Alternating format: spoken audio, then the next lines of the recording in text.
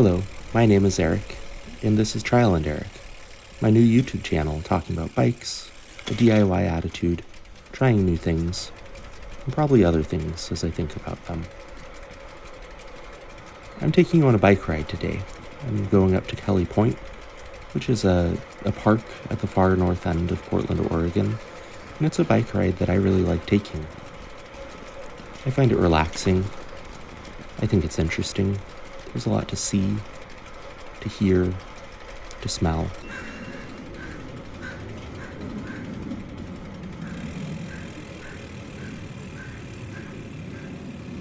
Before going too far, I did want to get a cup of coffee. I'm stopping off at St. Simon's, a local coffee shop that I really enjoy. They make tasty coffee, and it's a nice place to hang out. Even though it was going to be a very hot day, I did decide to get a hot coffee. I got an 8-ounce latte. I generally prefer hot coffee, but I like a nice coffee on occasion too.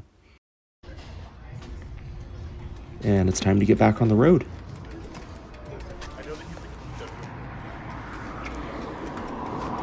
The first part of this trip is mostly on neighborhood greenways.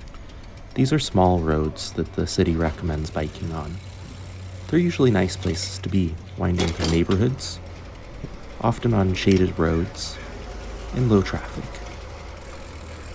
They're also not usually very direct, but for today that's okay. I'm not in any kind of a rush. Like I said, the day's going to be very warm. It's supposed to hit 94 degrees Fahrenheit, which is around 34.5 degrees Celsius. So for me at least, that's a very warm day. I'm already unbuttoning my shirt cuffs to let a little bit more air in. I'm wearing a sun shirt today. It's my preferred method of sun protection. I still wear sunscreen on other parts of my body, but I don't always like the sensation of putting sunscreen on, or the way it leaves you a little bit sticky. However you do it, it's important to protect yourself from the sun, both in the long term, but also in the short term.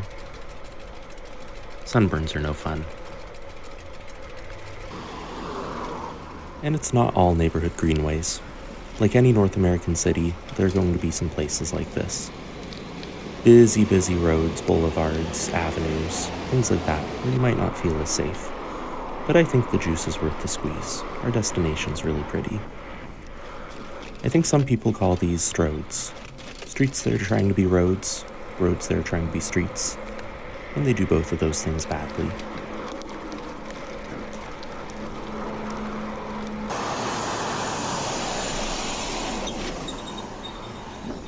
As I cross this road, I feel grateful to leave the traffic behind. We've gotten to the first part of our destination, this nice trail that goes along the Columbia Slough. That's the waterway to the left. You can see trees reflecting in the water. There are often birds through here and other critters, like rabbits, squirrels, stuff like that. It contrasts wildly with the industry on the right-hand side of the road. Our cities require things like what's on the right to function. However, it does have an impact on the waterways as well. The Columbia Slough, unfortunately, has become very polluted in the last century or so.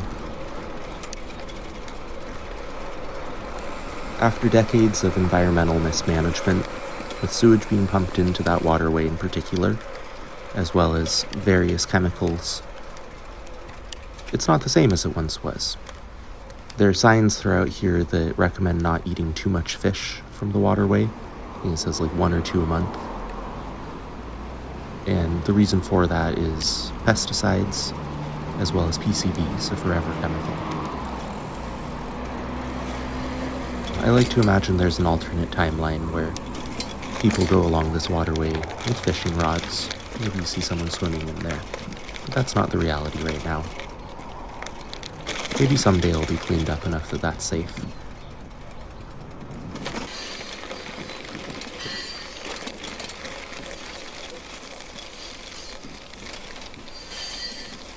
I like riding past all these trains, going through these underpasses. It feels very adventuresome, and even though the trains are pretty squeaky, I'm a big fan.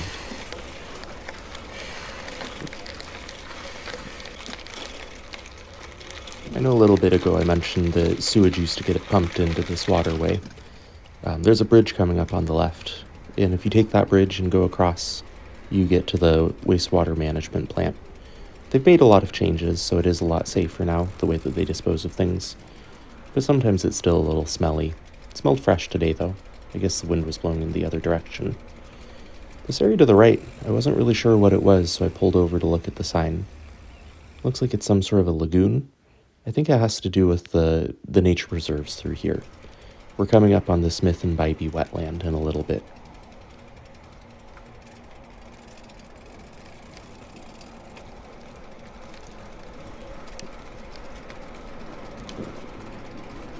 As we take this turn, we're departing from the slough.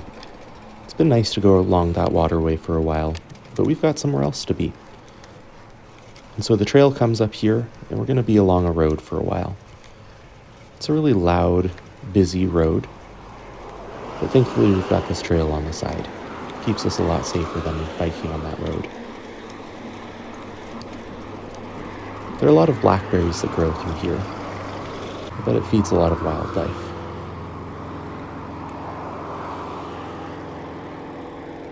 Often you have to wait a while to get across here, but I got lucky. I was able to just cross right away. And as we cross that road, I can breathe a sigh of relief. We pass not one, but two sturdy barriers. This is a very car-free zone, doubly so. Oh, my camera battery died, so I'm filming from my phone. That's why there's one hand on the handlebar, and the color of the footage changed. On my left is the Smith and Bybee wetland. There are lots of birds that live in there. I like listening to the sounds they make. Sometimes you'll see people walking through here with binoculars, looking out for different species of birds. But eventually I got up to Kelley Point and had an opportunity to enjoy my sandwich. I packed myself a peanut butter and jelly sandwich on whole wheat bread. It's a classic for a reason. I've got an opportunity to look out over this beautiful landscape, enjoy my sandwich in front of the water. I saw this neat bird here, and then it was time to start heading back. The day was certainly heating up. I was honestly feeling a little bit uncomfortable at this point. I think I pushed it a little bit far on this ride in terms of heat. But thankfully there are things you can do to manage heat when you're on a bike. You can take it a little bit easier, and you can also take some layers off. I took that sun shirt off, so I'm not as protected from the sun, but I think the heat was a bigger issue than the potential for a sunburn at this point. It's going to be hard to communicate just how hot it was through a video. Now I get across this road, pedal really, really quick for a moment, and then I'm back on the trail. And you can see here, not only did I take the sun shirt off, I took my helmet off. Being on this multi-use path without cars, I felt like the risk of crashing was a lot lower than the risk of heat stroke. It's nice in this little wooded area as well.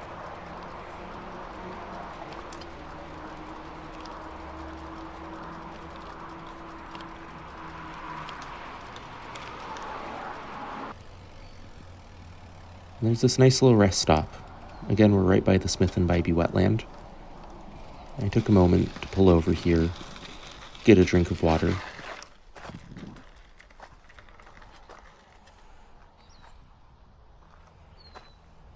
I chose to cut the footage here to save you the slurping sounds of someone sipping from a drinking fountain.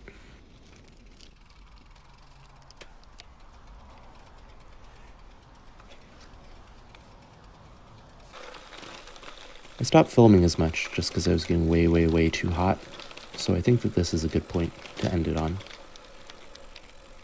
Thanks for tuning into this first video of mine. It's been an interesting experience making it. I'm learning to edit a little bit. There's a lot more to learn. But that's what trial and error is all about.